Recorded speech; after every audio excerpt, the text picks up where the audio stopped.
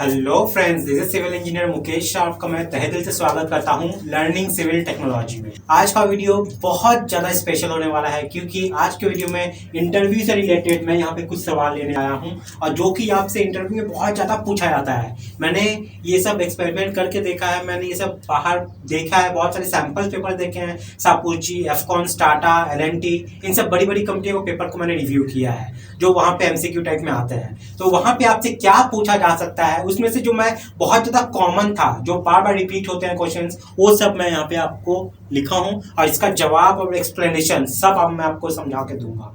तो बहुत अच्छा इंपॉर्टेंट क्वेश्चन है, बेसिक इंफॉर्मेशन नॉलेज है, बेसिक साइट नॉलेज है, जहाँ पे आपको इंटरव्यू से रिलेटेड सारे क्वेश्चंस अब आपको धीरे धीरे मिलते रहेंगे। अगर आपके पास भी बहुत सारा क्वेश्चन का स्टॉक है जिसका जवाब आपको जानना चाहते हैं या फिर आपके पास आप दूसरों को मदद करना चाहते हैं, आपके पास बहुत सारा स्टॉक है, तो इसी वीडियो के कमेंट सेक्शन में जाके अपना सारा सवाल लिख दीजिए ताकि मैं उस पर वीडियो बना के बाकी सबको हेल्प कर सकूं। तो आज का वीडियो एक मिनट भी मिस ना करें क्योंकि कब मैं क्या चीज बोल दूंगा वो मुझे भी नहीं पता, जो यहाँ पे हो सकता है नहीं है, लेकिन बहुत कुछ मैं कवर कर देता हूँ जो इंटरव्यू के पॉइंट ऑफ व्यू से बहुत ज्यादा इंपॉर्टेंट होता है। इसलिए मैं क्या बोलता हूँ वो ज्यादा सुनिए, ना कि जो मैं लिखता हूँ उसको सुनिए। समझ में आया ना? मैं जो बोलता हूँ वो ज्यादा इंपॉर्टेंट होता है, जो लिखता हूँ वो ज्यादा इंपॉर्टेंट नहीं होता है। इसलिए वीडियो को एंड तक जरूर देखिएगा। तो लास्ट वीडियो में मैंने आप लोग से एक सवाल पूछा था, चलिए सबसे पहले उसका जवाब जान लेते हैं। तो लास्ट वीडियो में मैंने आप लोग से एक सवाल पूछा था कि मॉड्यूलर ब्रिक का एज पर आईएस कोड स्टैंडर्ड साइज क्या होता है, और मैंने यहाँ पे ये ऑप्शन आपको दिया था वही ABCD और नन ऑफ दिस में। तो इसका जो करेक्ट आंसर है वो है आपका option B 190 mm into 90 mm into 90 mm। तो जिन्होंने भी इसका सही जवाब दिया है उन लोग को बहुत बहुत कॉन्ग्रेचुलेशन। इस वीडियो को पूरा एंड तक जरूर देखिए क्योंकि इस वीडियो के लास्ट में मैं आपसे एक सवाल जरूर पूछूंगा जिसका जवाब आपको इस वीडियो के कमेंट सेक्शन में जाकर देना है। मैं अपने नेक्स्ट आने वाले वीडियो में उसका जवाब आप लोग को बता दूंगा, इससे आपका प्रिपरेशन भी होता रहेगा। इसलिए वीडियो को पूरा जरूर देखिएगा।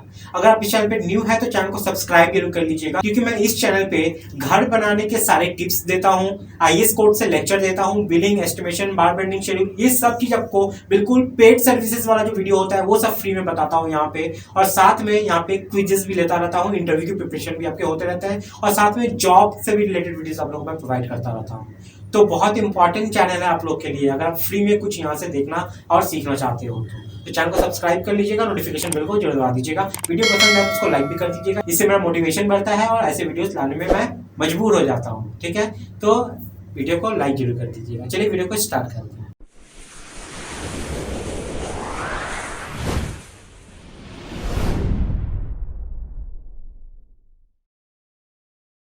तो फ्रेंड्स, आज का सबसे पहला सवाल जो आपके सामने आता है, कन्वर्ट न्यूटन पर मिलीमीटर स्क्वायर टू केजी पर सेंटीमीटर स्क्वायर। बहुत इंपॉर्टेंट क्वेश्चन है, मैंने मैक्सिमम पेपर में इसको रिपीट होते हुए देखा है। ठीक है, तो इसका जो राइट आंसर है वो है आपका 10.197। ठीक है, कभी भी आपको बोलता है न्यूटन पर मिलीमीटर स्क्वायर से केजी पर सेंटीमीटर स्क्वायर में जाने के लिए, तो हमेशा इसको याद रखिएगा। मैं यहाँ पे लिख देता हूँ एक चीज, न्यूटन पर मिलीमीटर स्क्वायर टू जी पर सेंटीमीटर स्क्वायर। पहले आप सब पूरा समझ लो, मैं पूरा लास्ट में आपको स्क्रीनशॉट लेने का मौका दूंगा, मैं पूरा हट जाऊंगा, आप इसका स्क्रीनशॉट अच्छे से ले लेना, आपके पास एक नोट्स हो जाएगा। न्यूटन पर मिलीमीटर स्क्वायर से केजी पर सेंटीमीटर स्क्वायर में जब भी आप जाओगे तो आपको क्या करना है, मल्टीप्लाई करना है 10 ठीक है, तो यहाँ पे क्या करना होगा, आपको मल्टीप्लाई करना होगा। लेकिन वही अगर उल्टा करना है, केजी पर सेंटीमीटर स्क्वायर से न्यूटन पर मिलीमीटर स्क्वायर में जाना है तो आपको डिवाइड करना पड़ेगा सेम फैक्टर से 10 पॉइंट। समझ में आ गया? क्लियर हो गया? पहला सवाल एक नंबर मिल गया। ठीक है, चलिए नेक्स्ट सवाल की तरफ आगे बढ़ते हैं। First link maximum distance from column in beam. बोलना क्या चाहता है मैं आपको समझा देता हूं। पहले मान लीजिए ये आपका कॉलम है, मैं बार बार बोलता हूं, जो लिखा है वो ज्यादा इंपॉर्टेंट नहीं है, मैं जो बोलता हूं वो ज्यादा इंपॉर्टेंट है। सुनिए एक चीज, ये कॉलम है आपका, ये बीम है आपका, ठीक है, और ये आपका स्टील है, ये टॉप बार है, और इस टॉप बार में मान लीजिए यहाँ पे ये क्या है, आपका स्टीरअप्स है। तो सवाल पूछने का क्या मतलब है, यहाँ पे maximum distance from column in beam link का पूछा है। मतलब ये जो लिंक डाल रहे हैं ना, ये कॉलम फेस से ये जो पहला वाला लिंक डालेंगे ना, ये डिस्टेंस कितना होगा, ये वाला, ये एक्स, फाइंड आउट एक्स। ठीक है। तो फर्स्ट रिंग से कॉलम के सरफेस का जो ये डिस्टेंस है ये मैक्सिमम कितना होना चाहिए। कम तो आप एकदम सटा के भी रख दो तो कोई दिक्कत नहीं है, आपका स्टीरअप जो है पर्लिंग जो है वो ज़्यादा लगेगा। तो हम लोग एज पर IS कोड जाएंगे। ये IS कोड अगर आप चेक करोगे 13920 IS 13920, तो उसमें बताया गया है स्केच दिखा के। स्केच में देखना लिखा भी हुआ है कि ये एक्स का वैल्यू आपका होना चाहिए 50 mm मैक्सिमम, इससे ज़्यादा तो जाना ही नहीं है। 60 पे कोई स्टीरअप्स घुसा हुआ है तो उसको अंदर करवाइए पहले विद इन 50 mm।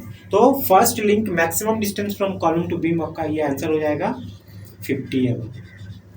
क्लियर हो गया। तो ये एक्स कितना होगा आपका 50 mm हो जाएगा। ठीक है।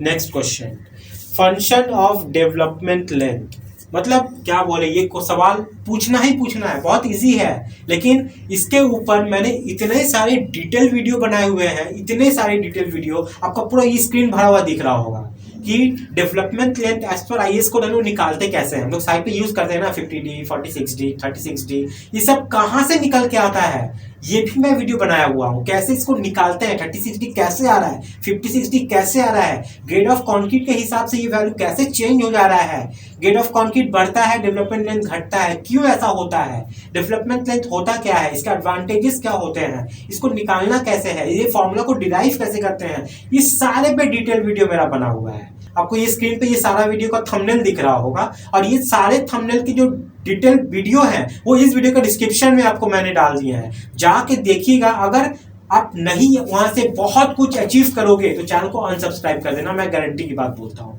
इतना बड़ा बात मैं बोल दिया। ऐसा पूरे यूट्यूब पे ऐसा वीडियो आपको नहीं मिलेगा, और भी फ्री में नहीं मिलेगा, सबसे पहली बात। ठीक है। तो फंक्शन की बात कर रहा था कि डेवलपमेंट लेंथ डालते हैं तो उसका फंक्शन क्या होता है। पहले समझ लीजिए डेवलपमेंट लेंथ होता क्या है। ये बीम आप देख रहे हो, ये कॉलम है, तो ये कॉलम फेस से अगर हम बात करें, ये जो मैंने स्टील लिया, मतलब कॉलम फेस से ये गया और ये गया, ये एक्स्ट्रा जो अंदर घुस रहा है ना कॉलम फेस से, इसी को कहा जाता है LD यानी कि डेवलपमेंट लेंथ। अब इसका फंक्शन क्या है, इसको हम लोग बीम से लाकर कॉलम में इतना घुसाने का मतलब क्या था, मकसद क्या था, एकदम आसान भाषा में समझाओ। हम लोग कॉन्क्रीट, एक्चुअली में टेक्निकल भाषा में बोलूँ तो स्ट्रेस की बात करते हैं। हम लोग बोलते हैं कि इस बीम के ऊपर में जो स्ट्रेस आता है, मतलब इस बीम के ऊपर में जो स्ट्रेस आएगा वो ट्रांसफर करता है आपका रेनफोर्समेंट पे, और रेनफोर्समेंट क्या करता है, ऐसे ले जाके ये एक्स्ट्रा लेंथ जो हमारा कॉलम के अंदर गया है, ये यहाँ से ले जाके कॉलम के अंदर में ट्रांसफर कर देता है। आसान भाषा में बोले तो स्ट्रेस ट्रांसफर करता है स्टील से कॉन्क्रीट में, मतलब स्टील से कॉन्क्रीट में जब स्ट्रेस ट्रांसफर हो रहा है उसके लिए जो हम लोग लेंथ यूज कर रहे हैं वो होता है हमारा डेवलपमेंट लेंथ। समझ में आ गया। तो फंक्शन क्या होता है हमारा डेवलपमेंट लेंथ का, ये ट्रांसफर करता है stress from steel to concrete, transfer stress from steel to concrete. इस स्टील के ऊपर जितना भी स्ट्रेस आ रहा है वो क्या करता है, यहाँ तक ले जाता है और यहाँ से कॉन्क्रीट में ट्रांसफर कर देता है। यही मेन फंक्शन है डेवलपमेंट लेंथ का। वैसे बहुत सारा काम है, मेरे बाकी सब वीडियोस आप देखिए, वहां से आपको बहुत कुछ सीखने को मिलेगा। इसी वीडियो का डिस्क्रिप्शन में जाइए, डिस्क्रिप्शन को चेक कीजिए, आपको लाइन से सारे वीडियोज मिल जाएंगे। ठीक है, आपको ढूंढने का भी जरूरत नहीं है। या फिर आप मुझे मेरे टेलीग्राम चैनल पे फॉलो कर लीजिए, वहाँ पे मैं डालता रहता हूँ छोटा छोटा टिप्स एंड ट्रिक्स, जिसको फॉलो कर सकते हैं आप लोग। इसी वीडियो डिस्क्रिप्शन में टेलीग्राम का, इंस्टा का लिंक भी मिल जाएगा। ठीक है। अब देखिए, minimum length of 135 degree hook, इसका मैक्सिमम आंसर अभी आप लोग दे दोगे 10D करके, लेकिन नहीं, 10D नहीं होता है। अब IS कोड दिन पर दिन क्या होता है ना कि वहाँ पे चेक चल रही है, R&D चल रही है, रिसर्च एंड डेवलपमेंट हो रहा है, वहाँ पे चेंजेस होते रहते हैं वैल्यू। इस चैनल से जुड़े रहोगे तो आपको वो सब वैल्यू मिलता रहेगा, नया नया क्या चेंज हो रहा है इस कोड में, वो सब आपको हमें पता चलता रहता है। मान लीजिए ये आपका स्टीरअप्स है, तो ये जो स्टीरअप्स का जो हुक प्रोवाइड करते हैं ना, ये 90 डिग्री हम लोग पहले प्रोवाइड करते थे, अब उसको बंद कर दिया गया है, उसको अब नहीं डालना है।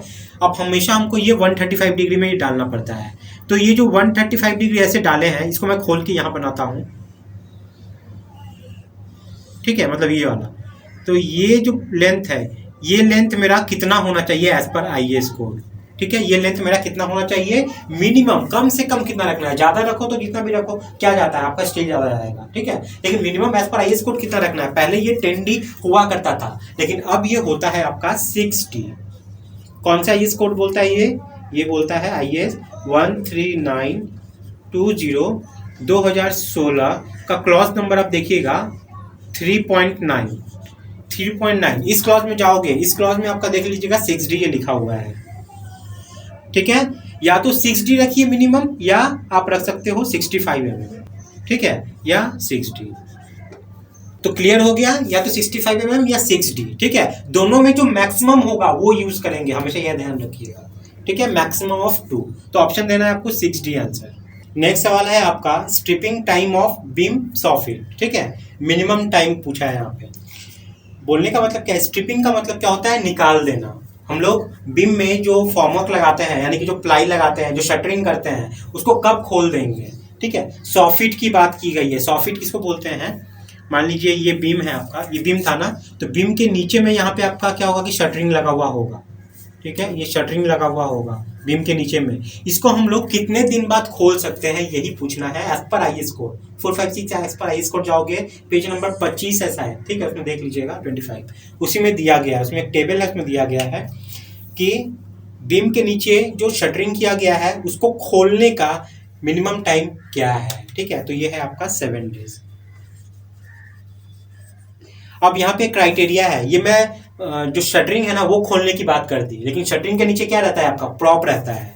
मतलब मान लीजिए ये आपका बीम है और यहाँ पे आपका ये शटरिंग लगा हुआ है, ठीक है। इसके नीचे आपका क्या है, जैक लगा हुआ है, यानी कि प्रॉप लगा हुआ है, ठीक है। ये प्रॉप लगा हुआ है आपका। तो अगर आप इस बोर्ड को खोल दोगे तो प्रॉप तो पहले खोलना होगा ना, प्रॉप पहले खोलोगे, फिर आप इस जो शटरिंग आपका प्लाई जो लगा हुआ है उसको खोलोगे, ठीक है। यहाँ पे कंडीशन है 7 डेज में आप ये बीम के नीचे का जो प्लाई है वो तो खोल सकते हो, लेकिन ये प्रॉप खोल सकते हो कि नहीं, इस पे क्राइटेरिया है। अगर बीम का जो लेंथ है, क्लियर स्पैन, वो 6 मीटर है या 6 मीटर से कम है, तो ये स्पैन आपको कम से कम 14 दिन रखना पड़ेगा। आप खोल रहे हो 7 ही दिन में, लेकिन आपको प्रॉप तो रखना है कम से कम 14 दिन। तो क्या करना है आपको, जल्दी से क्या करना होगा, इस प्लाई को खोल के वापस से जैक को जल्दी से लगा देना है। जैक कितने दिन तक रहेगा, 14 दिन तक, अगर बीम का लेंथ 6 मीटर है या उससे कम है तो। और ज्यादा है तो क्या करना होगा, वो चला जाएगा आपका 21 डेज तक। समझ में आ गया।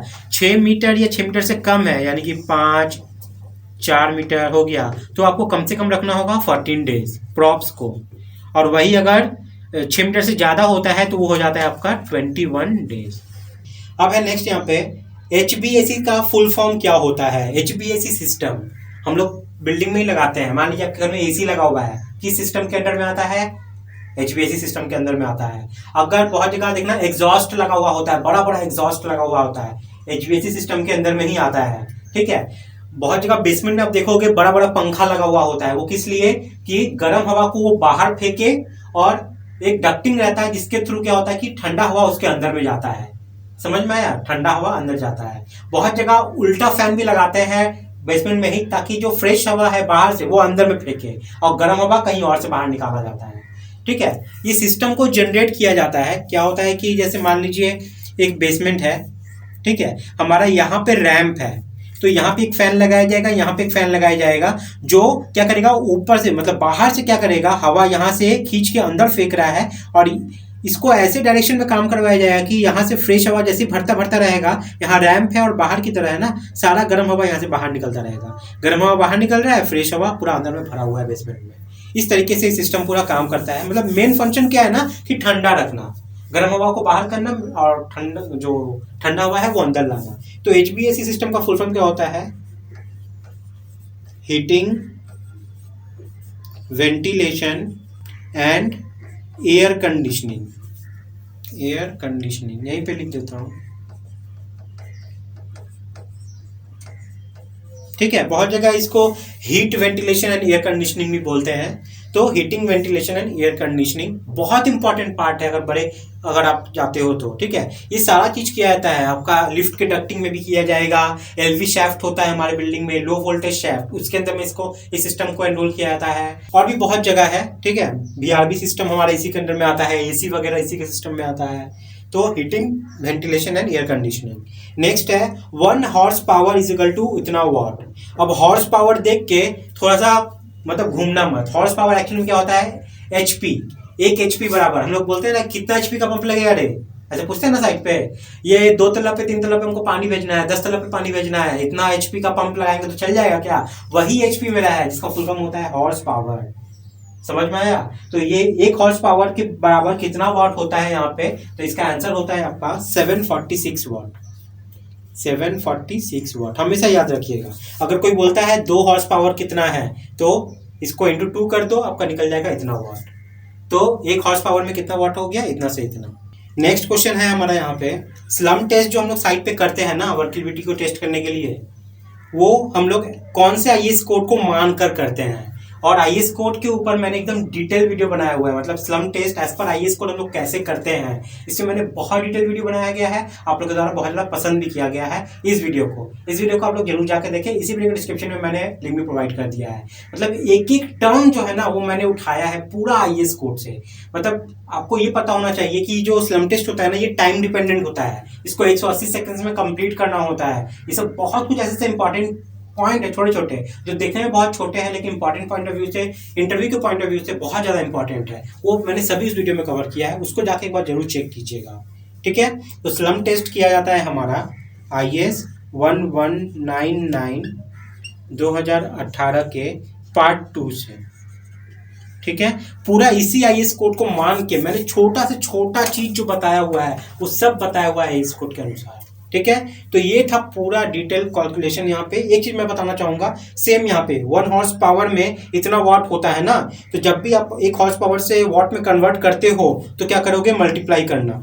और जब उल्टा करोगे, वाट से आप जाओगे हॉर्स पावर में, तो 746 से डिवाइड कर देना। क्लियर हो गया? चलिए इसका स्क्रीनशॉट आप ले लीजिए जल्दी से। तो आई होप आप लोगों को यहाँ पे सारा चीज क्लियर हो गया है। चलिए अब मैं आज का सवाल जो आप लोग के लिए रखा गया है उसको जान लेते हैं। तो आज का सवाल है आप लोग के लिए कि आप यहाँ पे एक फ़ोटो देख रहे हैं जिसमें एक ऑटो लेवल स्टाफ दिया गया है, और इसमें देखिए एक आदमी ने पेन से पॉइंट किया हुआ है। आपको ये डायमेंशन बताना है कि डायमेंशन कितना है। यहाँ पे आप ऑप्शन देख पा रहे हैं 712.5 मिलीमीटर, 715 मिलीमीटर, 722.5 मिलीमीटर, या इनमें से कोई भी नहीं। अगर इनमें से कोई भी नहीं तो कमेंट सेक्शन में अपना आंसर लिखिए। तो जिन्हें भी इसका जवाब पता है जल्दी से कमेंट सेक्शन में जाइए और अपना जवाब जरूर दीजिए। मैं अपने नेक्स्ट वीडियो में आपको इसका जवाब बता दूंगा। और एक चीज, आप लोग अपना सवाल जरूर इस कमेंट सेक्शन में पूरा भर दीजिए ताकि मैं उस पर वीडियो बना के आप लोग को बता सकूं। ठीक है, जितने भी क्वेश्चंस की लिस्ट होंगे ना, तो बैठ कर टाइप कीजिए, मेहनत लगेगा कीजिए, ताकि वीडियो ही बन के आएगा, उससे सबको बेनिफिट ही होगा। चैनल पे न्यू है तो चैनल को सब्सक्राइब जरूर कर लीजिएगा, क्योंकि मैं यहाँ पे बिलिंग, एस्टिमेशन, बार बेंडिंग शेड्यूल, इंटरव्यू क्वेश्चंस हो गए, जॉब्स हो गए, वो सभी आप लोग को प्रोवाइड करता हूँ। ठीक है, और उसके साथ ही इस वीडियो को लाइक और शेयर जरूर कर दीजिएगा, इससे मेरा मनोबल बढ़ता है, मोटिवेशन मुझे मिलती है, ताकि मैं मजबूर होता हूँ आप लोग के लिए वीडियो बनाने के लिए। तो मुझे मजबूर कर दीजिए लाइक और शेयर करके। तो फ्रेंड्स, आज के वीडियो में इतना ही है, मिलते हैं नेक्स्ट वीडियो में, तब तक के लिए बाय, टाटा, जय हिंद।